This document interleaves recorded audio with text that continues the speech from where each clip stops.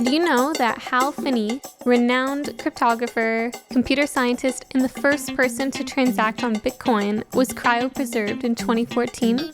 And Ralph Merkle, who you might know as the inventor of Merkle trees and cryptographic hashing, is also a cryonics researcher. Even Ethereum's own Vitalik Buterin also has a keen interest in life extension and once described aging as an engineering problem. He's donated millions to life extension. Balaji too, don't forget Balaji.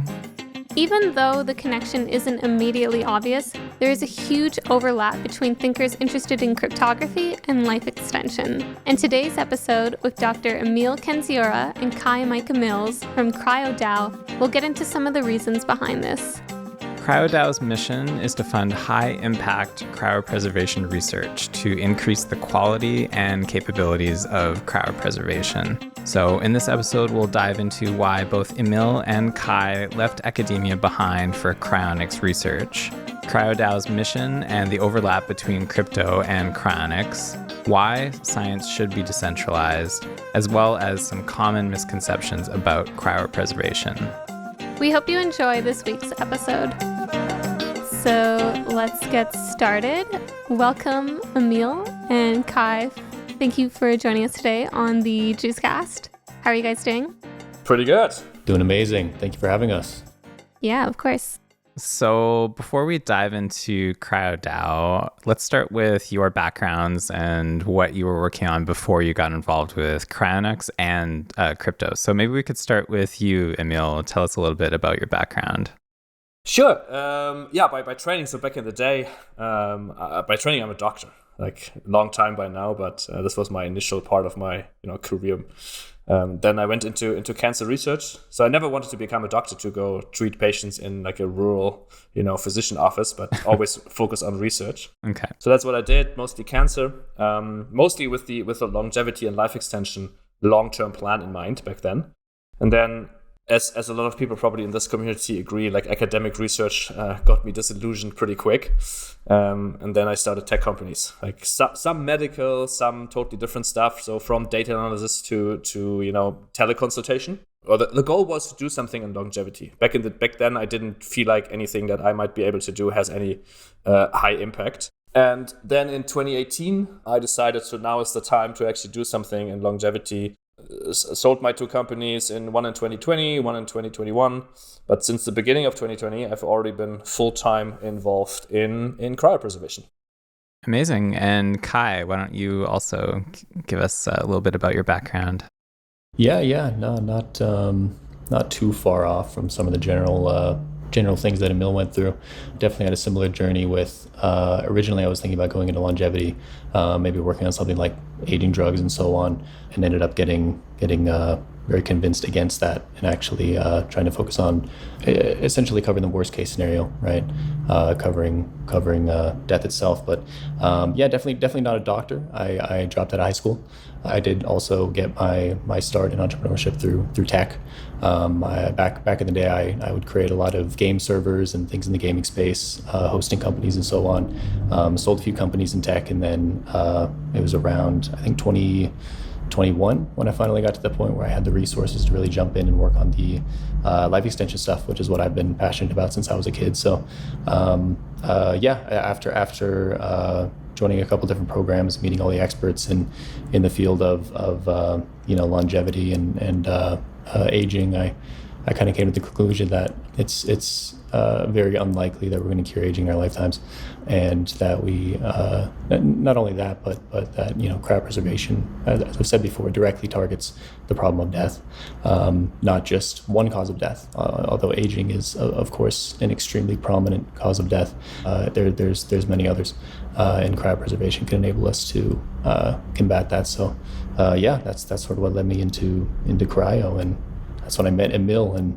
all this stuff kind of spun out. So it's interesting because Emil has a PhD, but became kind of disillusioned with academia, and you dropped out of high school. So obviously you were also disillusioned with the system of education at some point. Just a I bit find earlier. that, yeah, I find it interesting that you're both kind of coming to this cryonics research, but similarly disillusioned or not having faith in the traditional systems that are in place. So I'm kind of intrigued to hear more about your path through through high school and leaving.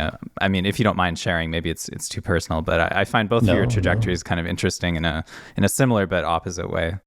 Yeah, it was an interesting time. I actually had just moved from Maryland, where I grew up, to Utah. It was the first time I ever moved.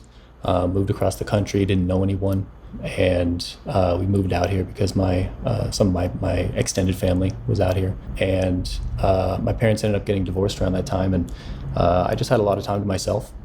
I think what you find is that when you spend a lot of time alone, you kind of figure out who you are and what you want, and you're not so impacted by a lot of other opinions and your peers and so on. That's when I really started to realize that I wanted to do more than just kind of go with the traditional path.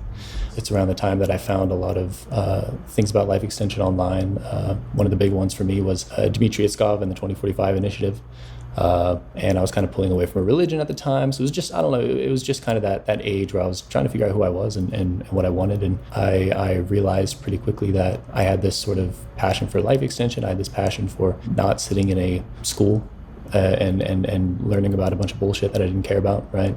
And I think everything was so chaotic in my life at the time that no one even really realized that I dropped out for a little bit. I think like 1 or 2 months or something went by before I think my parents might have gotten a letter or something in the mail like, hey, your kid is not coming to school. Right.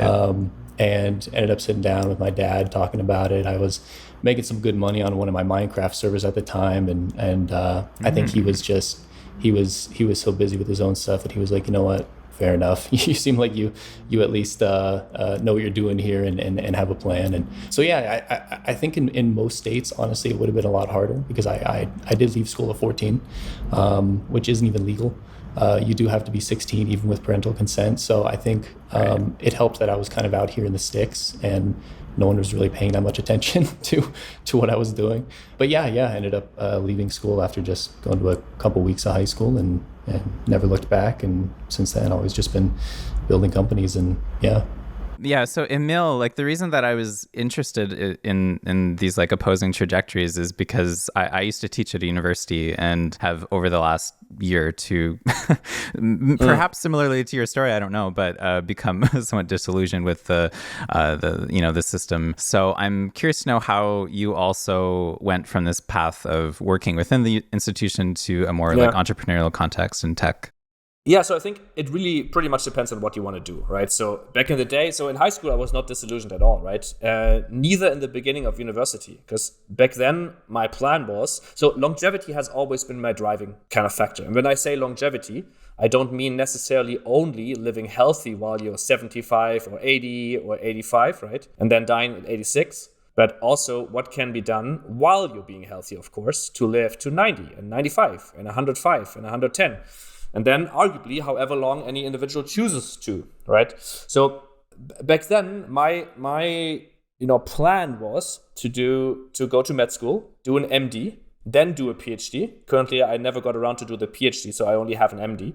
And the reason for that was because when I was, 16, 17 or so, before starting university, all the big institutes. So if you want to run the institute when you're a bit older, usually, and I of course wanted to do the translational stuff, right? I wanted to do stuff that I can then take, like, pills or treatments or whatever, right? So the translational research institutes are usually run by MD PhDs because you kind of need the PhD, the basic science and translational research part to, figure something new out, and then have the MD part to actually translate it into clinical practice. Right, so this was the original plan. And of course, if you want to run a large institute, then usually most everywhere in the world, there's a good amount of where, please show us your CV. What kind of doctoral degrees do you have? And if you don't have them, you're not going to run the institute in the end, right? So mostly why I got disillusioned is two parts. One is funding. Like most research funding it doesn't really matter where you are in academia. It's really, really always time limited. You have money for 3 years, right? And if you don't publish after these 3 years, to then apply for new grants, you're not getting new grants. So it's very difficult to do long-term thinking. And then the other alternative is then, even though they are called impact points, everything that all the scientists are hunting for, impact points is not directly related to impact. Right, so you need to publish in good journals to collect more impact points. But then again, my primary goal was always to actually have impact and take the pill that I developed to then hopefully not only make it possible for a lot of people to live longer, but also make it possible for myself. And these two factors, I felt like within the academic field, these are very, very difficult to circumvent. Like either you're in the system or the outside of the system. But if you stay within the system, I don't think there's any reasonable, if you're not a billionaire yourself or something like that, right? I don't see any reasonable path of how you're gonna get around that, right? And based on that, I felt like this is probably not something I want to do. And of course, there's also the slippery slope that you kind of get used to it, and then you're not really, you kind of get okay with it and you kind of make do. So based on that, I knew about a year or a bit more than that before graduation that this is not going to be the path that I'm going for. But since I was still like honing my research skills back then, there's a small advantage of saying, hey, I'm a doctor, I'm doing cryopreservation. And then people are not directly saying, hey, what are you doing? They're like, maybe I should think about it for a minute. So there's a small, it's not worth the 6 years I spent in med school, but it's I think the last year probably sticking through it was maybe worth it. At least this was my decision back then. Yeah, but since then I've never looked back, and I don't see any chance of me going back to anything academic anytime soon. Yeah, it's interesting that both of you have this interest in longevity that goes like way back, and how that ultimately led to cryopreservation. And like, it's interesting because like as children, like we're so pressured to like constantly think about like what we want to do when we grow up, and like cryopreservation, I feel like it's not necessarily like a mainstream thought just because it has this like heavy association of being like science fiction, even though it's like obviously something that scientists are like currently working on. So I'm interested to know like how each of you first found yourself interested in the field of longevity. Do you want to start, Kai? Yeah, for sure. I think I mentioned briefly that I think the first piece of sort of longevity related media I found was from the 2045 initiative.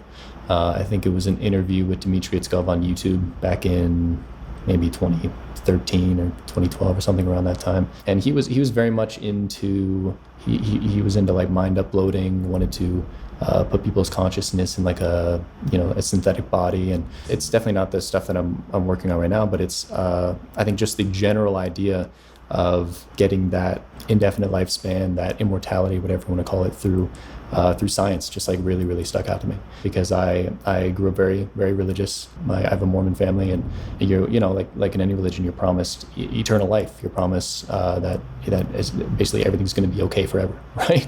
Eventually, as long as you do the right things, and which is like a really good thought, and it's like definitely not something that I wanted to not have anymore as I pulled away from that. I don't think anyone wants to just not exist. I mean, to me at least, it's just a very bizarre outcome. So I think that's really what drew me in, was that going from being very religious, having those things, no longer having them, and then finding something tangible, like a really, really tangible approach to being able to take on that problem. So that's what got me interested just in life extension in general. And then after that, it was really just doing a bunch of research and finding the different sort of subfields of it that I was interested in, and finding Aubrey de Grey's talks on aging, and obviously around the time I saw Cryonics as well. And I think I visited Alcor for the first time in 2016, walked around, got the tour of it. And it was just, I think at the time it always stuck out to me because, like I mentioned at the beginning, it's really the only technology that's directly targeting the problem of death instead of just one of the causes. And so it seemed like it was so important, and it was such a critical piece to the puzzle. And then later on, when I was actually jumping into the life extension field to build as an entrepreneur, as someone who wants to make a difference here, I found that even in the life extension field, it was so undervalued, and just all the money was going elsewhere, and it just really didn't make any sense to me. So that's what really got me into life extension in the first place. And then, yeah, specifically cryo. It was very shocking that it wasn't taken seriously. And you, Emil? Yeah, religious, I was never religious. So for me, there was never a change in opinion for me. I mean, to be fair, back in the day, like when I was, 14 or so, I read these books about near-death experiences and if that might mean that there's anything after. So I think I considered them for like a couple of months and then felt like, hey, this is like, there's no data that this is actually supported. Back then and now, I always enjoyed life. And I was always curious what the future might hold and so on. So for me, just like Kai probably, this idea of, you have this amount of time and then that's it. And then all this exciting stuff, arguably, I believe it's going to be exciting. All this exciting stuff for many, many, many, many years, hundreds and thousands and tens of thousands of years are going to happen after you're just gone. That I felt like always is it's an unacceptable or should be an unacceptable thing. And when I say should be unacceptable, I mean for anybody and everybody who so chooses that they don't want that. Of course, there might be people out there, and I guess that there are, that say, hey, I'm 85, this is it, and this is totally fine as well. But if it is possible, medically and scientifically, that people can live longer, then in my mind, everybody has the moral right to make that decision for themselves. And it should not be determined externally. Just like if someone gets cancer, we as a society spend a tremendous amount of money to give that person extra years of life, right? Because we as society consider that it is the moral right so that the person does not die due to cancer or any other disease, right? And just since, of course, historically, there was no other option, if someone dies of old age or any age-related disease, then we say, well, this is it. Just like in the past, people felt like, okay, 40 is the average life expectancy, so no one cares if someone dies at 45, well, this is it. Now, of course, this would not be morally accepted anymore. Everybody would say, well, this person has gone before their time. So I never really understood what's the fundamental difference between 40 and 80, and 120 and 150 and 200 for that matter.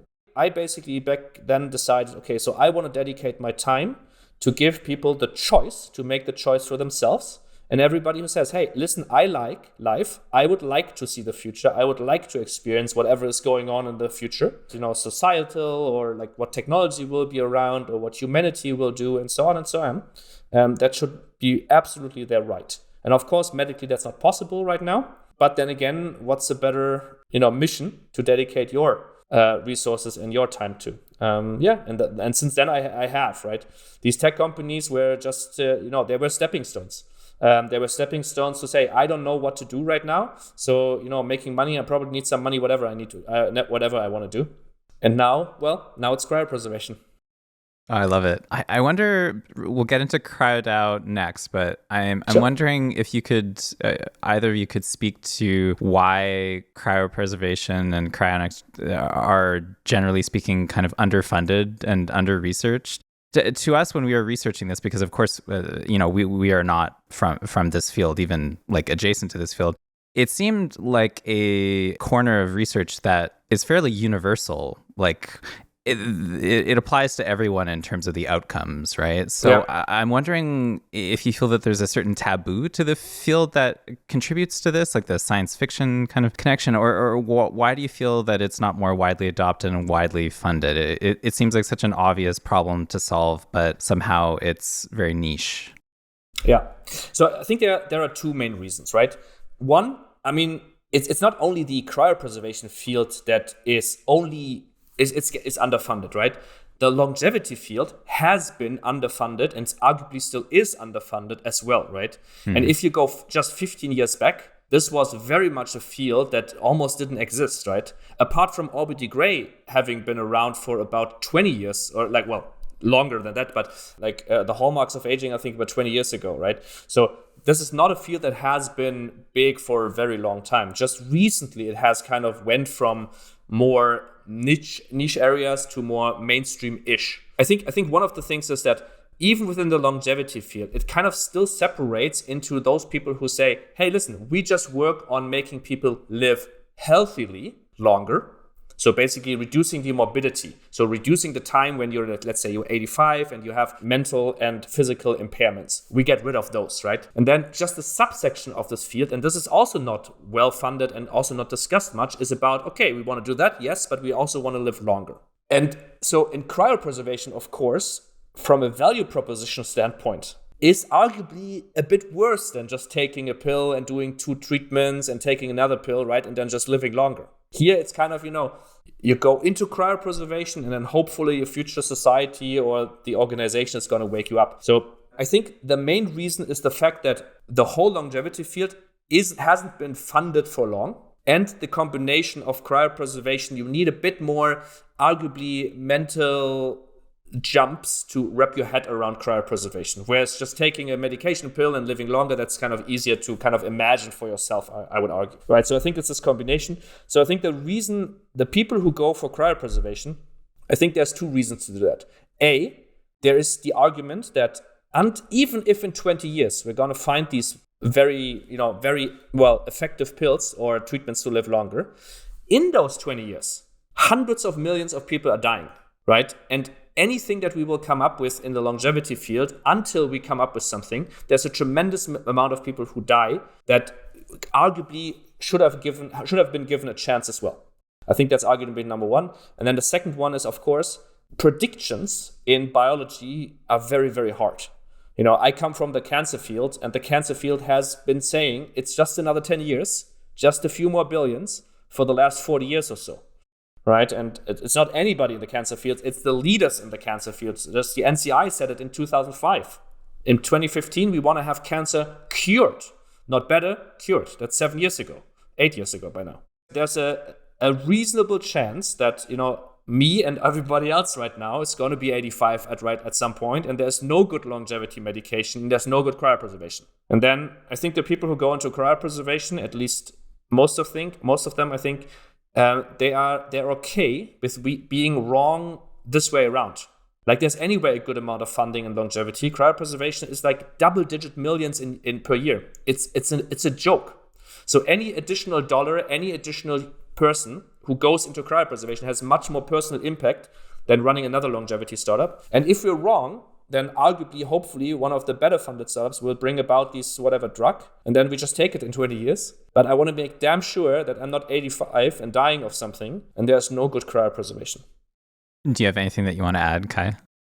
I think that was really well said. I think, one thing to add is just that I've noticed throughout my years of trying to convince people that death is just like a bad thing and getting quite a bit of pushback on that, is that there's almost this sort of Stockholm syndrome around death.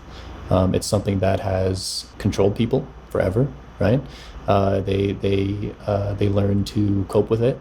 And what I found is that not only have they learned to cope with it, but they start defending it, right?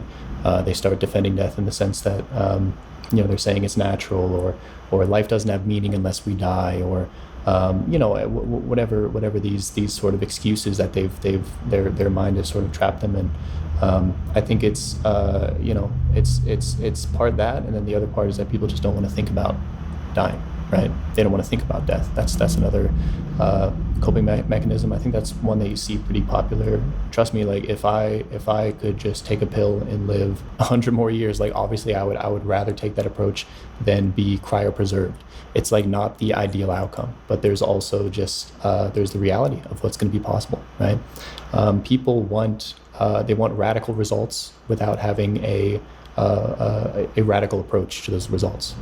They want to be able to take a pill and get hundreds of years of lifespan, and it's just not going to happen, right? I've said it before, we will solve the life extension problem, but it's not going to be pretty, most likely, right? It's going to be something that is on the more radical side, and I think I think those factors just play in on top of the points that Emil brought up, of course.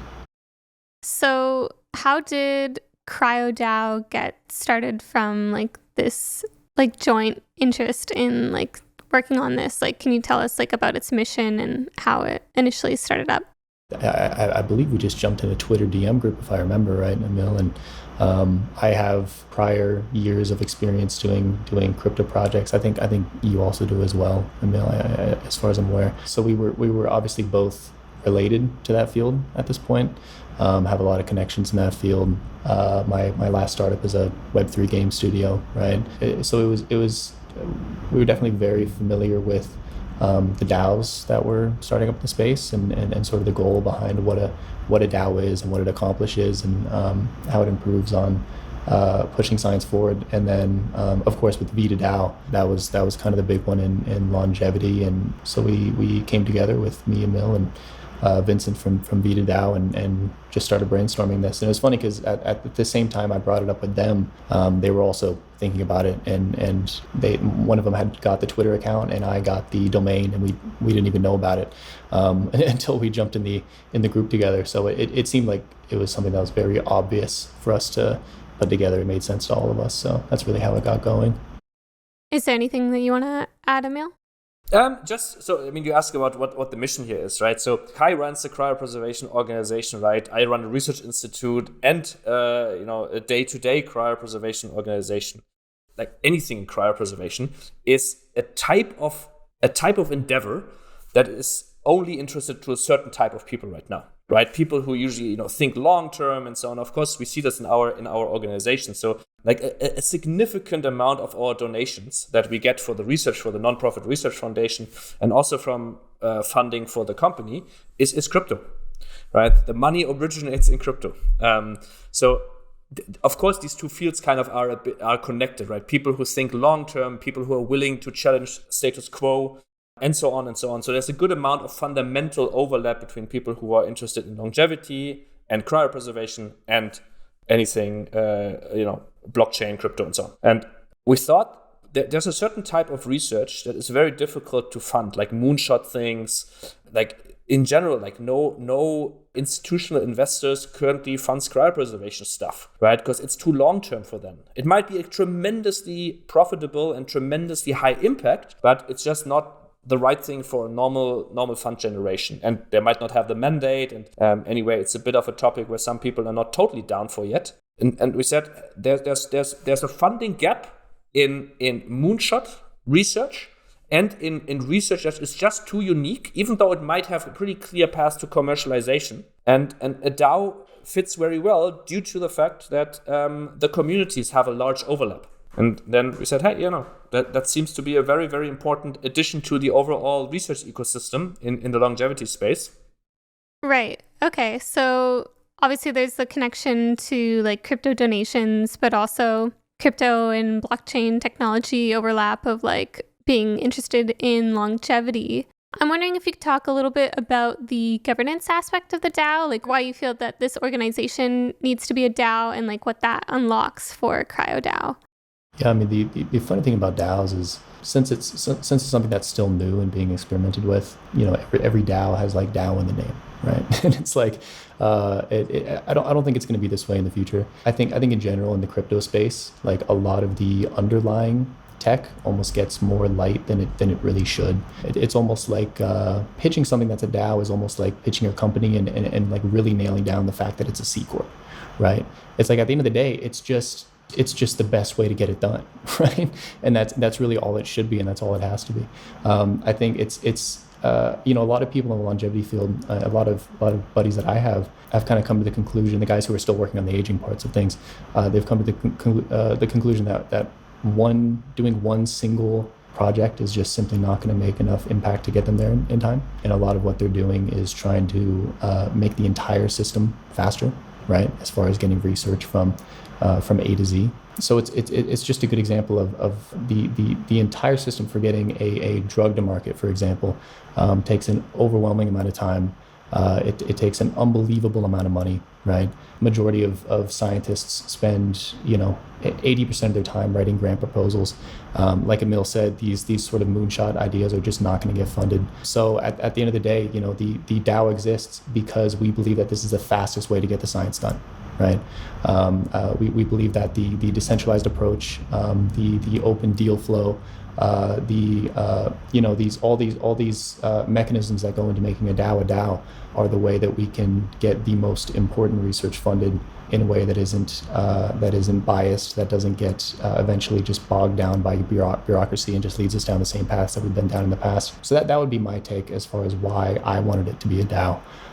Yeah, there's one additional factor that I deem to be quite important for the field of cryopreservation. It is still a very small field, right? And DAOs kind of have the idea of building a community around it, and having a community not only sitting on the sidelines and once in a while interacting with this topic, right? But kind of being day-to-day involved. And for anything, so in the company that I run, community building is a very, very, it's a high on our priority list. Because not only to kind of build a tight-knit community, but also build a larger community around it for education, for evangelization, right? With like local ambassadors, with events, with conferences that we run, and so on and so on. And of course, we as a company, we kind of add this on as one thing that we do, and then community members join. But in a DAO, it's like part of the integral, the integral parts of it. Which I think for topics that still need a good amount of evangelization. Of course, evangelization works the best if your friend tells you, hey, you know that I'm now part of CryoDAO, and then talks about it. I think this is a really, really important part, that a larger part of the community, even though I agree, like the structure is kind of just a name, you would not be able to do this with most of the other organizational structures. I'm not even aware if you would be able to do it with any. This works quite well. Yeah.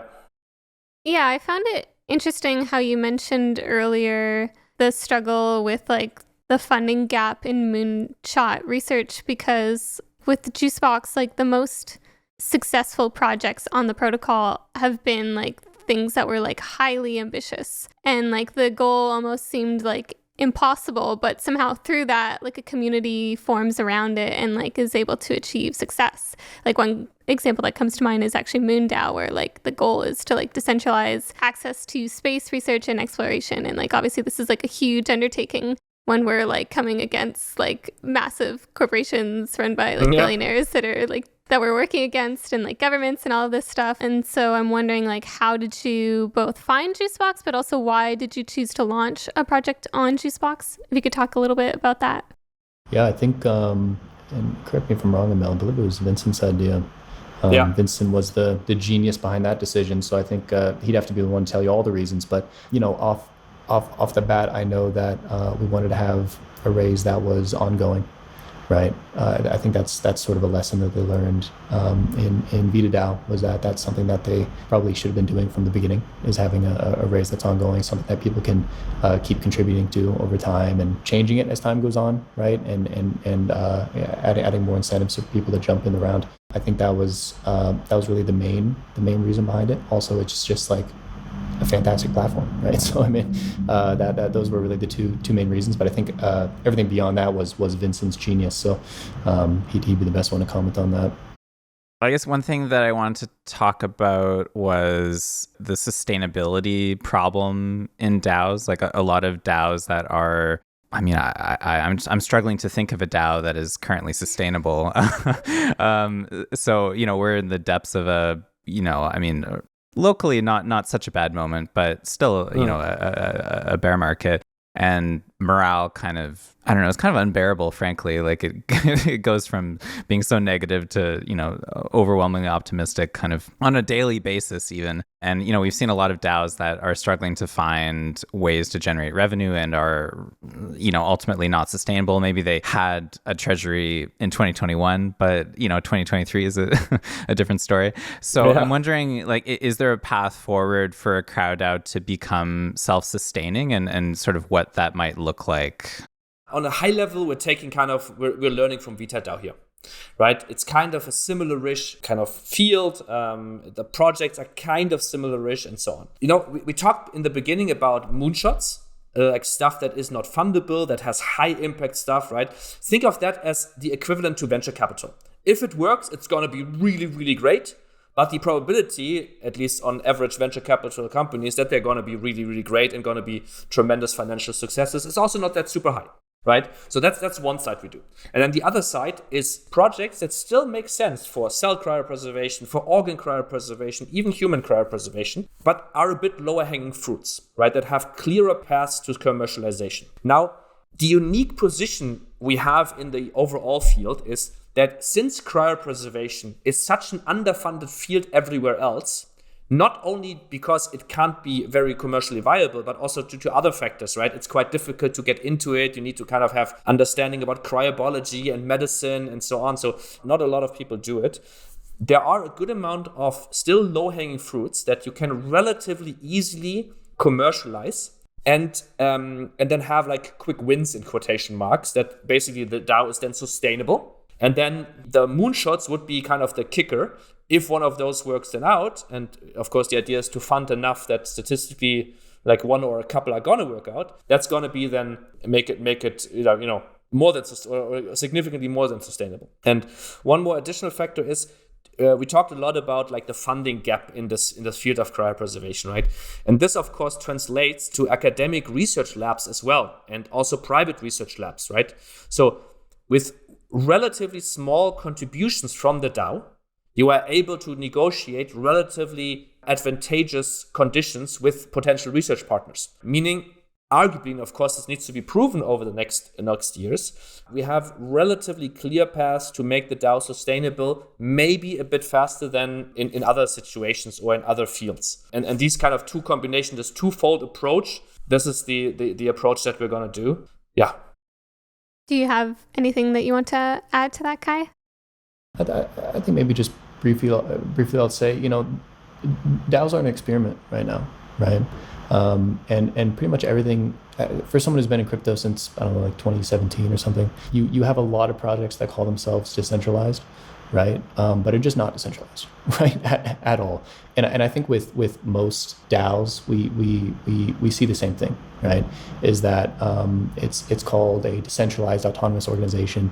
It's not really decentralized or autonomous, and these are things that all DAOs need to work on to get better at. I think it's obviously when you're creating a DAO, day one it can't be decentralized, right? If you're the one person in there, if you're the three people in there, you're trying to build it up to the point where you can kind of let it go on its own and really start to take on the shape that you want it to. But yeah, I think it's really going to come down to getting to the point where Emil and I could drop off the face of the planet, and the DAO could keep running perfectly fine and keep funding research, and it doesn't rely on any one person or two people or three people even, right?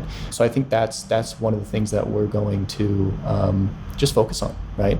Let's create an actual DAO. Let's not just throw the name on there, which a lot of these organizations do. I think it's going to take a lot of opening this up to the right people, giving everyone that equal power in deciding where funding is going and what types of research projects are being funded. And in our field, I think we have a bit of a superpower here because no one really joins the cryopreservation field with dreams of riches right now, right? No one jumps in this as sort of the grifter type. It's really it's people who don't want to die. It's people who are interested in the research, people who want to do this because it's good for humanity. Trust me, if I wanted to make more money, I would have just made another tech company. I would have gone into B2B SaaS again, right? So I think we naturally attract people who are intrinsically motivated and are motivated by the right reasons. And I think that kind of gives us a superpower over a lot of these other DAOs, where most of them are just made up of a lot of crypto people who are in it for the next bag, right? I think we have like a really strong community of people coming together who are in this for the right reasons, and I think that's going to get us to the point where we are decentralized, we are autonomous, and we are going to be stable. So totally. DeSci is sort of like a niche within a niche, like even within crypto, and one that I feel like not everyone is super familiar with. On the surface, there seems to be a lot of shared values between scientific research and blockchain technology. They should both embody the don't trust, verify proverb. Both should be objective and a source of truth. Both should be transparent and open. But the way that current scientific research is conducted might sometimes fall short on some of these values. I'd love to hear from both of you on why you believe in decentralized science. And I don't know, maybe Kai, if you want to start. Yeah, I think it's with me, and Emil as well. But it's no secret that I'm very, very against like academia as the best way to get things done, right? I left school very early on, and in general, I mentioned it, briefly before that, scientists will spend, and labs in general will spend so much of their time, 80-90% of the time, just writing grant proposals, right? It's no secret that the current system is extremely bogged down. It's extremely slow. You're not going to get any sort of radical research through, and it's not going to get us the results that we want in our lifetimes, plain and simple, right? And I think DeSci is probably the best shot we have at approaching that problem, right? Is taking our own initiative at getting what we want funded, right? You're bringing people together who are interested in these sort of niche fields, these areas of research that we can't just sit around and hope for the government to start diverting some NIH funds to, right? Because we're going to be waiting for decades and probably forever. That would be the primary reason for me. It's that initiative that you can bring these communities together, these funders, these researchers, these scientists, and basically go through the whole A to Z process without having to jump too much into that really bogged down system. The further that we can move away from all of that bullshit, the better, essentially, at the end of the day. So, for me, it's basically one very tangible advantage. And to be fair, I think the DeSci field still needs to prove that this advantage actually will materialize. But I think it's a good shot, and it's a shot that needs to be taken. So as I said in the beginning, the incentive for a scientist in standard academia to work is impact points. Impact points means more reputation. Impact points means more funding. Impact points means the next job offer, right? So, but again, impact points doesn't mean impact. And in some cases, these two things are tremendously far apart. So with the DeSci incentive structure, basically it comes down to building new incentive structures. Just like a lot of in the blockchain world is about incentive structure, in DeSci it's also, in my mind, the main advantage would be incentive structures where you tie reputational success and financial success of the researchers, no matter if they do basic research or translational or applied or clinical or anything in this path, you tie the personal success of the researchers to the impact whatever they make has, right? In the medical field, and of course this also applies to physics and any other research field, it would be clinical outcomes. Can we, if you make the cancer drug or if you work on cancer, then even if you do basic research where it's all about cells or tissues or so on, it should then be tied to if down the line what you worked on had an impact on making this one drug that now cures more cancers or gives you more 5-year survival in the field of cancer, right? And I think this is uniquely possible with DeSci, or it has a unique chance of being possible. Of course, changing, long established incentive models is quite difficult. But then again, it needs to be tried, and I think it has a relevant shot. I wonder if we could talk a little bit about timescales and how you see this research playing out. I saw a tweet the other day because we have, at least right now with AI, we have these two camps of like the doomers like Eliezer and then the more optimistic folks who are a bit less concerned with alignment and feel like we can solve this problem. And then Eliezer, on the other hand, thinks we should nuke the data centers. So I'm curious, I saw this tweet that said that sort of AI doomers aren't taking into consideration that an AGI might be potentially in a place to solve aging, that this could be one of the outcomes of a very powerful AI. And it got me thinking about, I don't know the answer to that question, and neither do you, but it got me thinking about, well, like what kind of time horizons could we potentially have for life extension research, whether that's, specifically cryonics or just life extension more generally. So I'm wondering, just for both of you, kind of, in your position as researchers and as people who are very close to this field, I'm wondering how you think about the timescales of cryonics and life extension playing out. To be fair, Eliezer says, let's nuke everything, but let's keep like biology.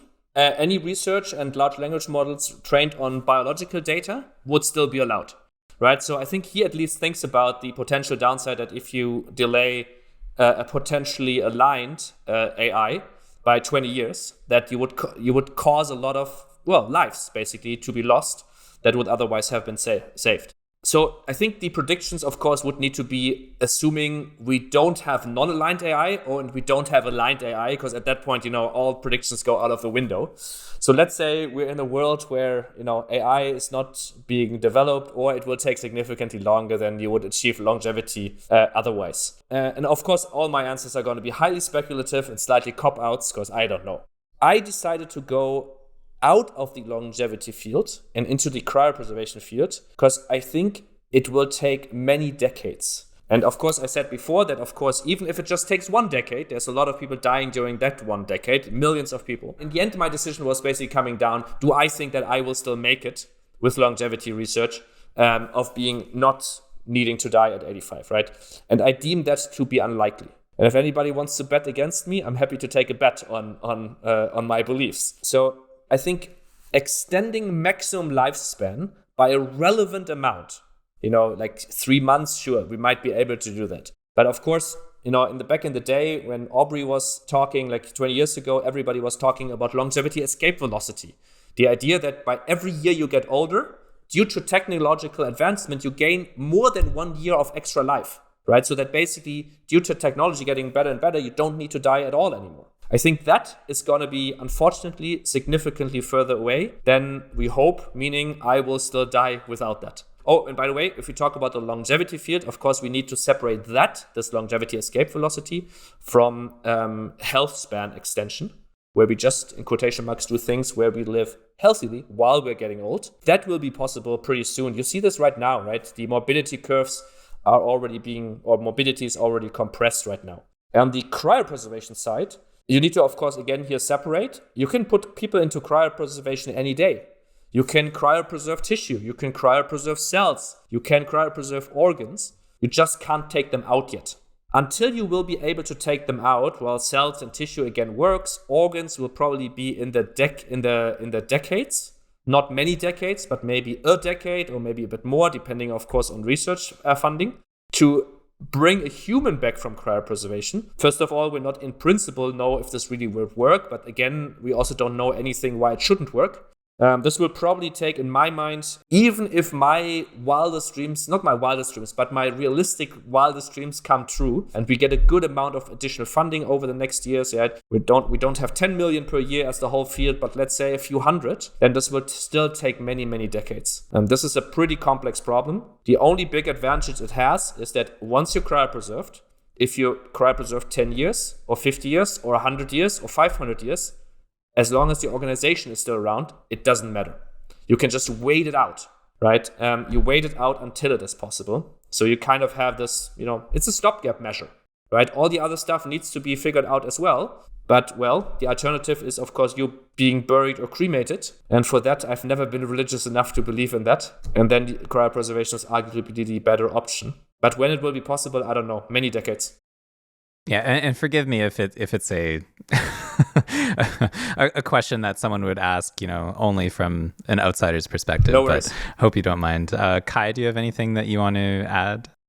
Yeah, I guess all I would say is just because you mentioned, AI helping us cure aging, right? One of the reasons that I am in the cryopreservation field is that sort of preparing for the worst case scenario, making sure that we cover all our bases, right? And so I very much don't sit in the camp of AI is going to solve everything, so we're going to be good, right? I think that's incredibly unlikely. So, and also we're just the timelines, we just have no idea, and there's so many question marks there. I wouldn't even know how to start, right? So I'm very much not in that camp. And just to touch on what Emil was saying as well, I think especially under ideal circumstances, in an ideal case, if we're getting structural preservation of the brain, I think there's a really, really, really good case that you can make that person is going to be able to be brought back in the future, right? And so that is incredibly important for the hundreds of millions of people who are dying, right now. As far as timelines, it's very possible that the people, the animals who are cryopreserved today, under those right conditions, are actually in a really real position to be brought back. So that's the important part. Is regardless of it takes, I don't know, your average drug to get to market 10 to 20 years or something, right? In longevity, we have very few drugs that we have in the pipeline per se, right?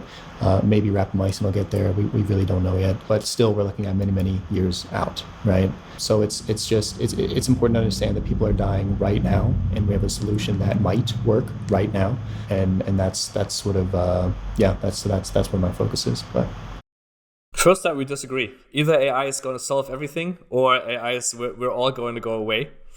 So I'm very much on more alignment research, more interpretability research. Let's not gamble with that too much.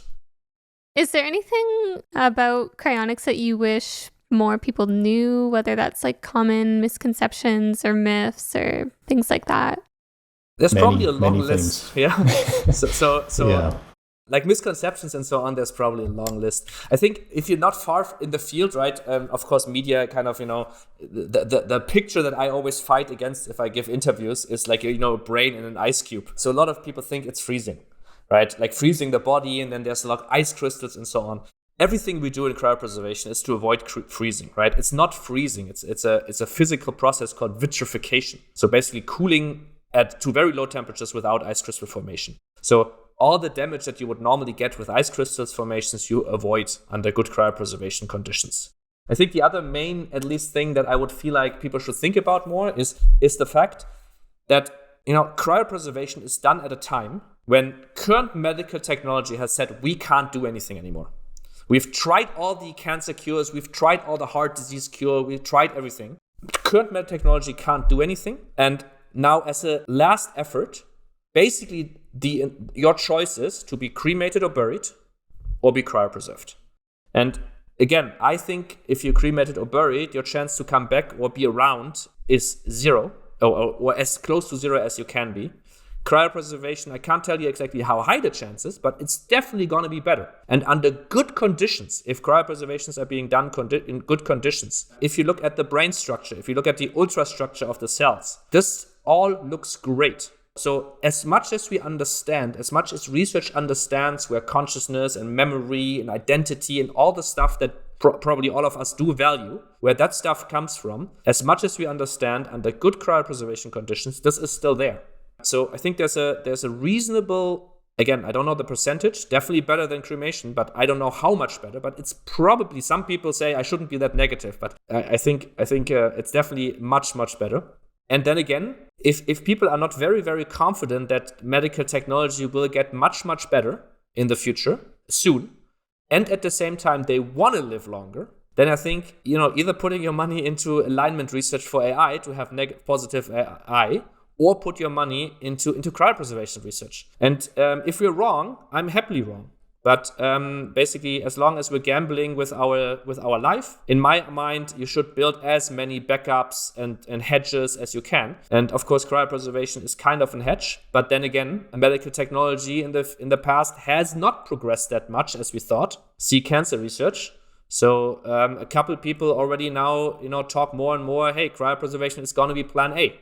I unfortunately think that's going to be the case. I hope I'm wrong. But until that time, I'm putting all my money and all my time into cryopreservation. There's a very long list of misconceptions, and I think Emil touched on probably the most popular ones there. I will just say, just because it's kind of funny too. It's whenever an article comes out about me or what we're working on and so on, there's usually like 50 comments saying, "Oh, well, what's going to happen when he trips over the power cord and the animals thaw out," right? And it's sort of this very popular misconception that if the electricity goes out or if the power goes out, that it's like, that's it, we're screwed, which is, a fair misconception, because people just don't really understand that, electricity power is not what keeps the animals or the humans at the temperature that they're at, right? It's liquid nitrogen. The occasional refill of liquid nitrogen is all that it takes to keep them at that temperature. So power can go out. I can trip over the power cord, all of that, and it's okay, right? That's not going to impact it. So, but that's just a funny one, because it is probably, like, at least in what I've seen, is like the most common misconception is that problem. So. All right. So before we wrap up, I wonder if you could tell us what's currently happening at CryoDAO, maybe some research that's ongoing or will be starting soon, and sort of what's on the horizon, what's on the roadmap coming next. So we have the first projects ready that we're gonna fund. So it's kind of projects and fundraising right now, right? We have two projects that we're very excited about. One is a moonshot. One is a shorter term, like maybe shorter commercialization timeframe. The moonshot is a rewarming technology. How to rewarm organs and then later also whole bodies. If that works, gonna reduce the organ shortage or maybe even help solve the organ shortage by being able to do organ biobanking. So that's gonna be a tremendous impact if that turns out to be the way to go. And then on the other side, it's an improvement of how to do cryopreservations with like pre-preservation kind of medication and compounds that help pre-preservation. That's of course a bit of a shorter time frame. So these are the two first projects that we're starting. One is with a lab in the US, and the other one is with a research university in Seville in Spain. The other thing is we have a good amount of projects in our pipeline that are in various stages of the application process or the proposal process. Luckily, as I said, more and more people are going into the cryopreservation field, so there's more and more proposals. And on the other side, it's like growing the community, fundraising, and setting up so that we can do this for the next decades or even indefinitely. Do either of you have any final thoughts that you'd like to share before we end this conversation? Anything that you felt like we didn't cover, or just any last thoughts that you would like to close on, Emil or Kai? Not from me. I think we covered a lot here. I appreciate you guys having us on and letting us talk about all this weird shit we're working on. I appreciate the platform. So yeah, which will be mainstream soon. It's not gonna be weird shit any longer. Exactly. No, I mean, I think one thing, like, reach out to us. In cryopreservation, the funny thing is, in some fields, sometimes people think, well, there is already enough money, there is already enough doing people X, Y, Z, like, there's already so much going on. In cryopreservation, if some people ask me, like, how can I get involved? And then basically the answer is, well, it's almost like whatever your skill is, probably you're going to have a need there. There's so much stuff to do that basically almost everybody, there's going to be meaningful work to be done in that space, right? Again, be it researcher, be it funding. Again, funding is a tremendous problem here. And also just getting involved in some capacity of helping out with the DAO. We're more than happy to have more people involved. This is kind of the early stages, so you can really make an important contribution and have high personal impact in not only within the DAO, but also within the whole field. I think this is kind of an additional unique factor for this field, which is reach out to us. Awesome. Well, thank you so much, Kai and Emil. This is great. We love chatting with you. It's a really weird detour for us because we don't know. I mean, it's such a niche outside of the usual niches that we get to explore. But it was really interesting to fall down this little rabbit hole. So yeah, thanks again. Thank you. Yeah. Thanks for having us, and reach out anytime. Like, this is always a topic I think we're both excited to talk about. Where can people find CryoDAO? Like, where should they go if they want to get involved and reach out? Yeah, cryodao.org is the website, and from there you can contribute, you can join the Discord, Twitter, all that. So that is the place to find us. Perfect. All right. Well, thanks again, you two, and we'll keep in touch. Thanks, guys.